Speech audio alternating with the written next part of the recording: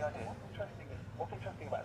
here this is LBC, and we can see that as well as visualizing that, we're also transcribing what was said in the studio. So this means that we can use the text of what was said actually to jump into what, so here they're talking about, it's a story about BP, it's an environmental story, so I can now jump to each place that they actually mention BP, for example, in the script to see what was said. So this allows us to make radio much more searchable, so we can jump to the correct point.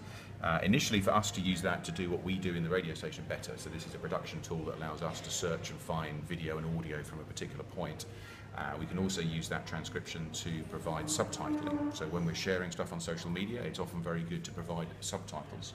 It seems odd that you might want to read the radio, but when it first appears on somebody's mobile phone, the video clip will be there and playing, but with no audio. Yeah, and so, especially in Facebook and Twitter feeds, the audio is by default turned off until you turn it on. So if you think about it, we try and get stations to think of radio as a spoken document.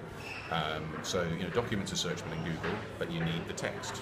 This makes it searchable. Exactly, it can appear in Facebook, but actually people engage with it first of all mute.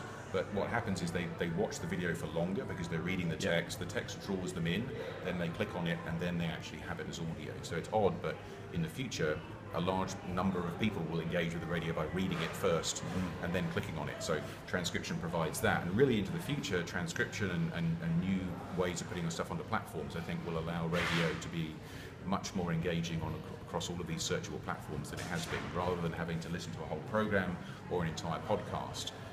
Radio has this concept of little links. It doesn't have to be 4 hours long. Some of our content is 3 minutes or 2 minutes or 1 minute, but making that searchable and discoverable, I think, is going to be a great way of being on the platforms of the future.